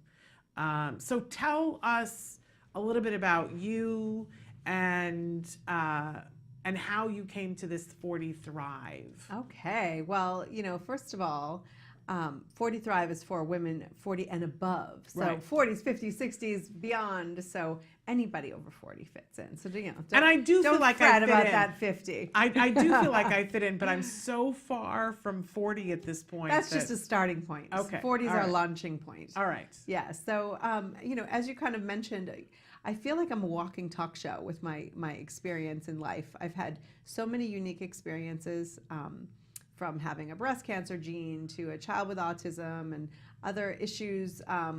We've adopted overseas. Like I know a little bit about a lot of things, and so I feel that it's really important. I've noticed that it connects people when I talk about it. So maybe there's somebody out there who's like considering adopting or has a child on the spectrum or thinks maybe they have a child on the spectrum. I get a lot of messages through Facebook of, hey, I have a friend who ... Right. Can you talk to them? I can totally see that in you, that you are kind of the every woman. I feel like all of us can connect to you, and you are so open always. Thank you. I think that in some ways when we're going through things, especially when we, if we go back to when I first discovered that my child might be on the spectrum and some of the things that we've been through, you can feel guarded, you can feel alone, you can feel like nobody understands you. But as you kind of get comfortable with the idea and you have your services in place and you have your social things and you meet other amazing autism parents through community, I feel like it's really important to be vocal and to be open so other people who maybe are now going through what you've been through can get that same support.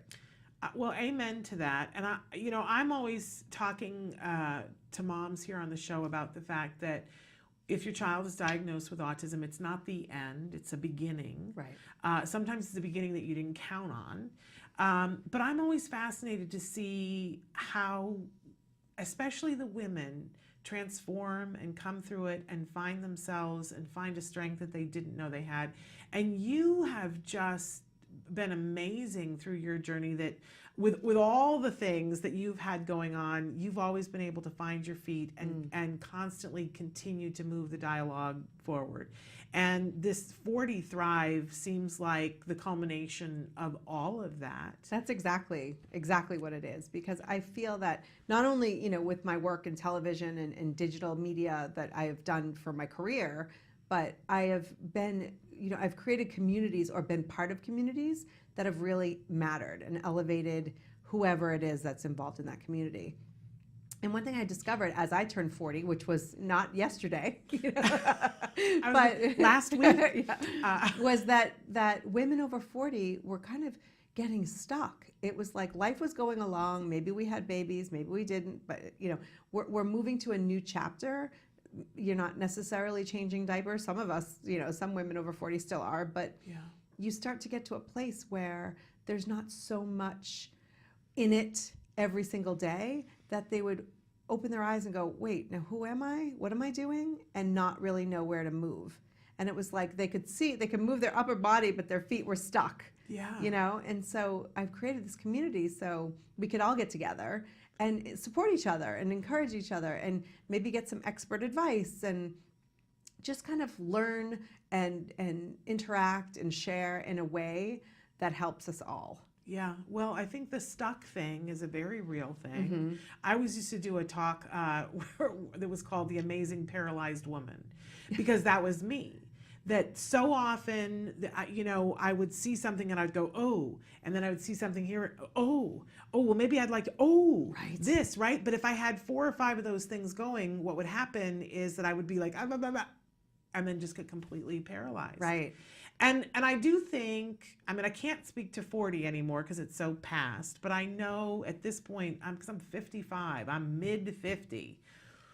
You're rocking it, girl. Well, it's one of those things where, and it's funny, I was just talking to a male friend who's also 55 the other night, and he said we're in the moment where we are still well enough that we can mostly do what we want to do, but everything is overshadowed with, you better freaking do it now, because when would now be a good time? Right. And it's all about this moment in time. Yes. And don't you think, how great is it? Because even just when our parents were growing up, you know, or even after, it was, you do this job, you punch the clock, you do it, you know, and then you work toward retirement. Yeah. And that's when you start to live. And then many of these people wouldn't necessarily get there, or they wouldn't be healthy enough to enjoy it. So I think that, you know, Gen X, you know, those who are over 40 are really starting to look at life as, let's live this now. Let's not wait until we retire. And so I think that it's great to have that attitude, but we also still need a little bit of help of pushing us out.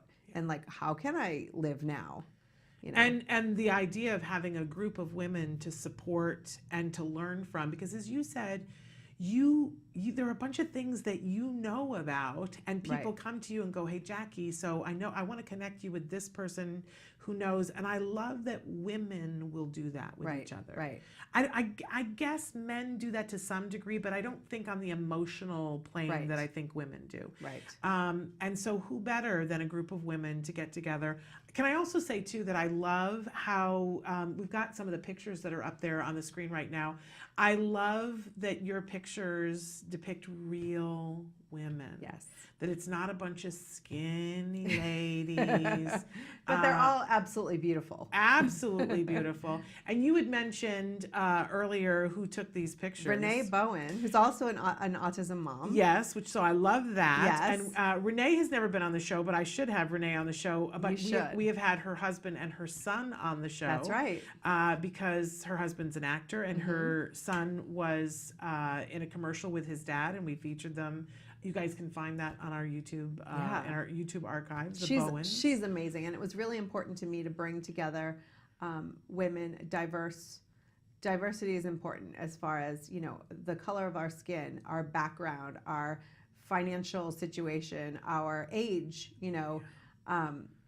Unfortunately, when you best laid plans, you know, we have the shoot and then certain people back out, and, you know, because it was very was very emotional for these women to come and get hair and makeup and mimosas and be in front of the camera. And some of them had never done anything like that.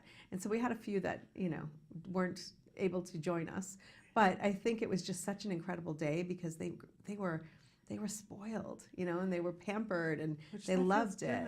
But the thing is that's really important to me, and I appreciate that you say, that I'm sharing myself, but if I am this way, if I can share my experiences, why the next woman can too. Yeah. And so this brand is so not about me, but I'm a facilitator to all of these other women who are over 40 and want to thrive. So we should tell people, because if people want to know more about this, there's a website to go to. There is. And there's also an event that's coming up. I'm very which is excited. a very cool thing. And it's coming up in just a couple of weeks on March 10th. March 10th, yes. So, and it's from 9 to 5. It is. And where is it? It's in Valencia, Okay. which is just north of LA, Yeah. about 30 miles north. And it's from 9 to 5 at the Embassy Suites there. And it's called Thrive by Design, and it's hosted by 40 Thrive.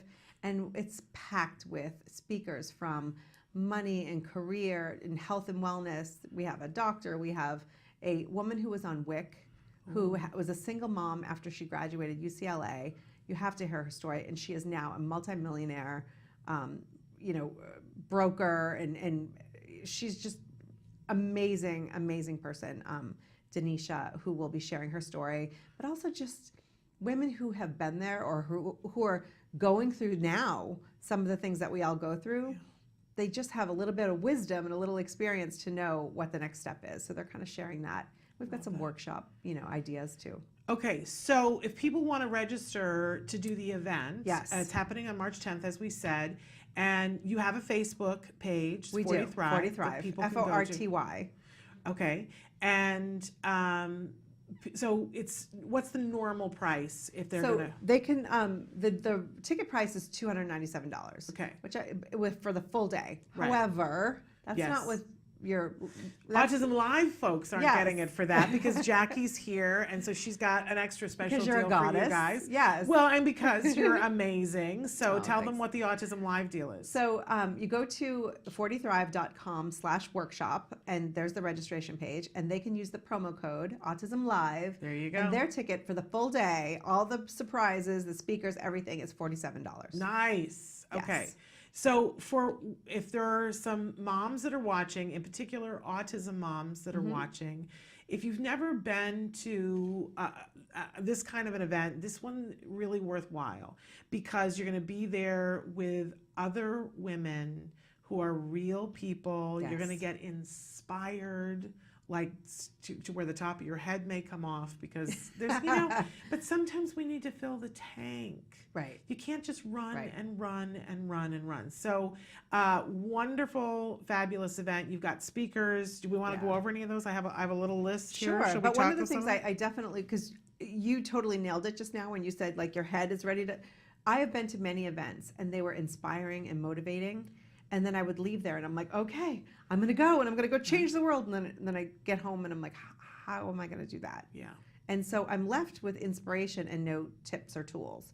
And so it's really important to me that I'm working directly with the speakers so they can provide some of these tools and a little bit of a roadmap so you love can that. take those next steps. I love that. Because otherwise, what's the point? I mean, it's great to connect. There will be so Yes. many amazing women, Yeah. but we want to make sure that we leave you with something, a little to-do list. There you go. And then you've got the community afterwards because you're still on the Facebook page. Yes. And keep, I see on your page that women support each other.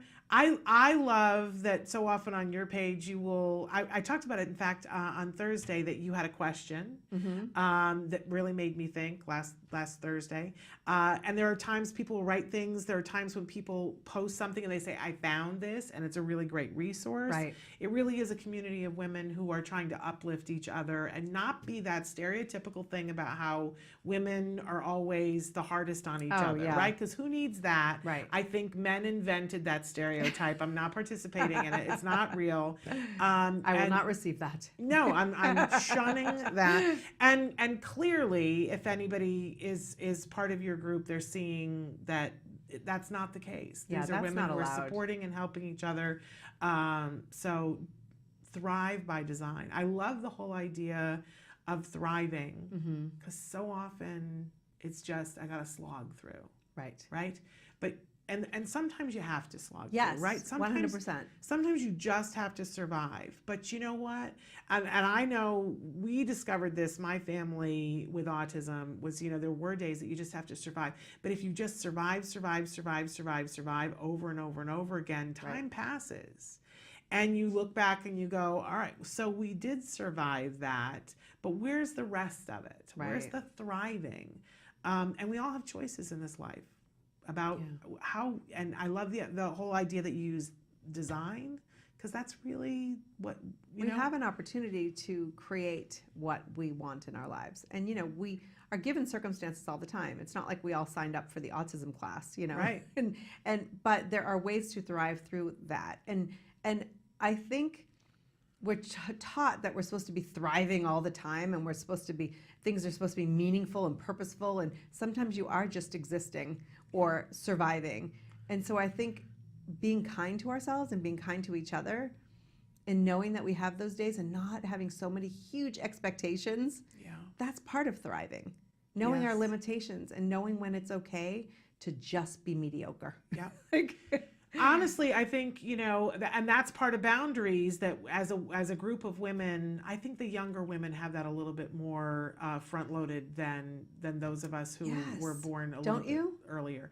Yeah. So, but I know that, part of thriving, and one of the things that you guys are going to be talking about is getting unparalyzed, getting unstuck. That's the word that you guys use, but also knowing your limits. That's a boundary thing. Right. Of what you can do. And realistic. And being nice to yourself. Yes. You don't have to walk in and be like the smartest, prettiest, most we have to stop. Like the expectations we put on ourselves to be everything to everyone all the time, it's exhausting. Absolutely. Amen, sister. Yes, right? I love it. So 40 Thrive, check out their website, and if you would like to come to this event, March 10th, you have a perfect way to get the perfect discount. So you go to the website that's on the screen right there, right now, and you put in autism-live, and you'll get a ginormous discount, which thank you so much. And, we have to have you back to talk about more things as you're doing them. But want to thank you for always being an inspiration. Truly, I look at Jackie and I go, okay, you never make it look like it's all perfect. You have real things that are going on in real time, and much more than I can get my head around. But you're always positive and kind. I think that really is the word, Jackie. You're kind. Thank you. And I just have to say to you, though, because I know that you have people who come on the show, and I know you have people who comment on the show, but there are more of us who are just watching all the time, who maybe are going through our own stuff, and you're not afraid to talk about the tough stuff. And it's not every day's rosy. And, we were talking offline about, sometimes we have autism days more than others. Oh, yeah. And I just really appreciate what you do and the voice that you have and the platform you give people to really know that it's okay. Thank you. Thank you so much. That means so much to me, because it is okay. You know what I always say here? We hold hands. Si se puede, right? We can do this. And you can do it at 40 Thrive, too. I think sometimes autism moms look at an event like this and they might think, oh, yeah, well, then I'll be there with a bunch of those neurotypical moms. And I just want to say to you that, yes, there will be neurotypical moms there, too, but there will be autism moms there, too. So this is an autism mom friendly event. Well, and it's an opportunity to not necessarily be an autism mom or even a mom that day. Where you can go back and tap into, imagine that, tap into the woman you are before all of that. Oh my gosh. I think she's hidden somewhere under the bed. Right? We'll find her, Shannon. With dust and dust bunnies. 40 Thrive, and check out Jackie, because Jackie is amazing. And I know that it's about much more than that, but it's always top down. And if somebody who's real and genuine is at the top of stuff, it does trickle its way down. So this is an amazing thing, you guys. Thank you for being here. Thank you so much. You got to come back. Okay. All right. 40 Thrive, March 10th. Get yourself there. Autism-live is the code that gets you there a lot less expensive. All right. We'll be right back after these messages.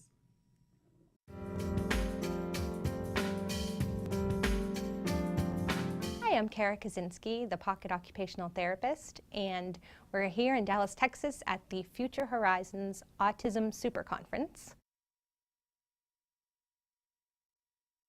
So the book is the Special Needs School Survival Guide, and it's everything you wanted to know about school. It is, okay, so it starts out with just different diagnoses that you might see, and then I explain them in clear terms, no technical jargon, and then each little diagnosis area has about, I don't know, 50 to 100 activities that you can do at home or at school or cheaply and effectively. So it's just full of information that you can use right now. And the cool thing about it is at the end of every chapter are resources that you can use and access in the internet from a computer, and it's not just for kids with any diagnoses either. It's for kids that are just having trouble with handwriting or with dressing in school or transitions too.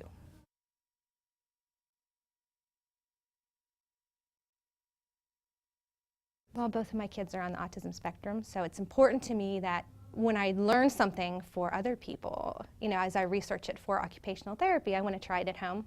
So then I take what works and I put it in a book, and what doesn't work, it's thrown out the window. And the other thing is I've just started to research for webinars, because our kids, as you know, if our kids are aging, so they start out these cute little babies with autism, and now they're getting to be teenagers and young adults, and we need help with modifying the environment for them, transition planning, and especially for IEP goal writing, for functional things that they can work on, not just handwriting, but then going beyond into the transition to young adulthood. Yeah, the misnomer at this point in the school systems is that we just do handwriting. So we are actually not handwriting teachers. We can modify or help rectify a grip that's inefficient.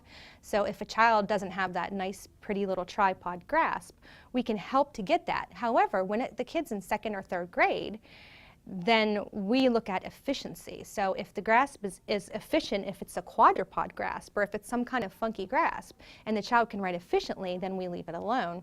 But if not, then we go to electronic accommodations. So OTs then can look at keyboarding and what kinds of keyboards would fit the student best. Also sensory processing, as the kids get older, it looks different. So we can look at sensory processing as it relates to function in the school. And then we also can look at behavior and transition planning.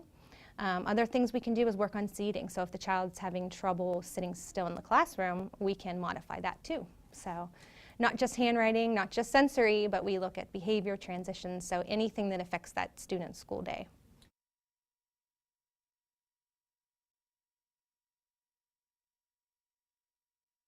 Right, so that's a really good question, because sensory processing disorder did not make it into the last DSM, which is the way that medical professionals classify disorders. So it did make it into the classification under autism, but sensory processing disorder is very confusing, and a lot of therapists treat it differently. So the general overview is that sensory processing is either a heightened response to stimuli in the environment or a too low, which is hypo, response. So if the student perceives every noise around them is equally as important, or every feeling, so I'm sitting here, I can feel the chair, my sweater, the noise around me, then it's hard to concentrate and focus in the classroom on what you're supposed to be paying attention to. So we would use something, maybe a suggestion could be a weighted lap pad or some kind of fidget tool for the student to fidget with, or we can even look at special positioning in the classroom, so preferred seating. Then, with sensory, transitions can be hard because any unexpected bump in the classroom or in line can set the child off into a fight or flight, which is when they really have a tantrum and freak out. So when they're in a fight or flight mode, they may fly off the handle for no apparent reason, maybe just being bumped by another student. So it's our job to be detectives and to figure out why the student is having that meltdown.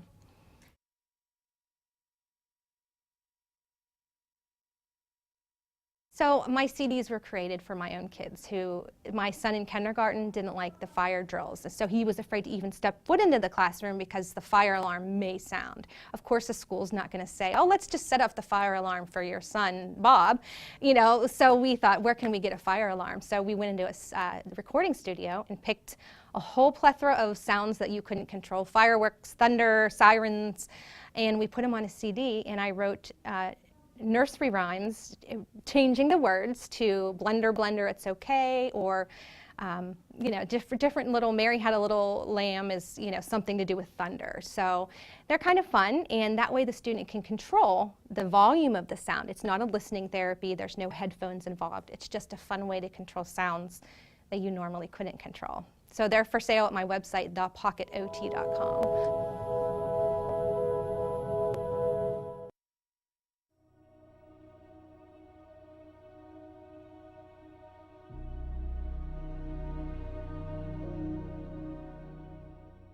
Hello, fellow activists. In our last segment, we talked about step number 2, educate yourself. Step number 3 is get support. Now, any journey can feel overwhelming if you feel like you're walking it alone. Well, you're far from alone, because with 1 in 50 kids diagnosed with autism today, there are a lot of us out there. Of course, there's always the issue of financial support. Now, there's a handful of organizations out there that offer financial support to families in need. ACT Today, or Autism Care and Treatment Today, is one of them. Visit our website at www.act-today.org to find out more about our grant process. I want to talk about a different kind of support today, emotional support. Now, you can get that from other travelers on this path. Some of the best advice I've ever received is from the moms of other kids with autism who went to school with Wyatt or were involved with programs with him. Then there are the pioneers. These are the families that have gone through this years ago, and there was very little information out there. All of these people seem to have the desire to pay it forward. Now, one of them, Lisa Ackerman, who is one of my mentors, started an organization called TACA, Talk About Curing Autism. She actually took the concept of mentors and support groups and made it available to everybody. You can go to their website, talkaboutcuringautism.org, to find out more. During the first and most difficult year after Wyatt's diagnosis, I wrote an email to close family and friends, letting them know what was going on and the challenges our family was facing, and why we dropped out of sight. I was amazed at the outpouring of love and affection and all the help I received from that email. First, you have to be vulnerable. You can't be afraid to ask. Try this out. Could you cook me a meal? Are you going to the market? Can you pick me up a few things? Could your kids play with my kid and make them feel included? Or can you come over and clean my house? Well, maybe not that last one, except with your best friend. And maybe the best support of all is having someone that listens, and that doesn't cost a dime. So until next time, surround yourself with the loving kindness of others and keep the faith. And we've talked a lot about support today. Enjoyed Shannon's interview with Jackie McDougall from 40 Thrive. We encourage you to check that out and the event that's coming up, which if you're in need of support, you got to get out there and find it, right? So Jackie McDougall from 40 Thrive, you can go to the 40 Thrive website to find out more about that and get that wonderful discount that Shannon is offering. We also talked to Vince Redmond today about center-based services, and I really encourage you to check out the center-based services if you're a card client and you have not. If you have some issues with it, talk to your supervisor about it, because they have done extensive studies now which show the center-based services are highly preferable to home services, and that they offer tremendous benefits. I know, for example, with my own son Wyatt, I didn't even know that they could do things like take him out to a nearby restaurant near the center and teach him about ordering and money. He has a lot of socialization at the center. There are a lot of benefits to center-based services, so don't be afraid of them. Reach out, talk about them. Highly recommended for all of our kiddos. And then support, we also need financial support for a lot of our efforts. I want to bring up an event that's coming up that Autism Care and Treatment Today is doing on Saturday, April 21st. We have our military run. Our military families need extra support because of a lot of the challenges that they have. A lot of times a parent member is deployed. They move typically more on average every 2 years. This makes it very hard to access services once they move. So every year we have an Act Today for Military runs. We've got the 8th annual One Hope Act Today for Military Families Run and Festival coming up. That's April 21st. It's at Tecolote Shores Park in Mission Bay, San Diego. We encourage you to come out for that. If you're in the San Diego area, you can also join as a virtual runner. You can support us.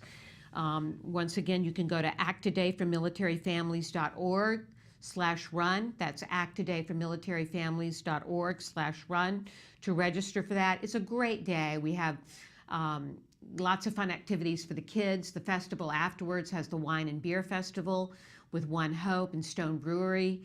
There's going to be lots of free food, lots of free activities, a resource fair. So we encourage you on April 21st to come out for that to support military families impacted by autism. And tomorrow there's a great show coming up. There's the new segment, Ask an Autism Expert, with Cameron Elens Martin from CARD. This is your opportunity to ask an autism expert the questions you have about your own child's programs and behaviors. So we encourage you to do that. Ask an autism expert. Check that out tomorrow. We have Bonnie Yates offering legal support. And Dana Drexler Agassi is here from We Rock the Spectrum Kids Gym with telling us about some fun things they've got coming up in the future. So come back tomorrow and join Shannon for a wonderful show. And we want to thank you for joining us today. We hope that you've learned something and gained maybe some ideas on how you can be supported. And so until tomorrow, give yourselves a hug from me and give your kiddos a hug from me. That's it. Bye-bye for now.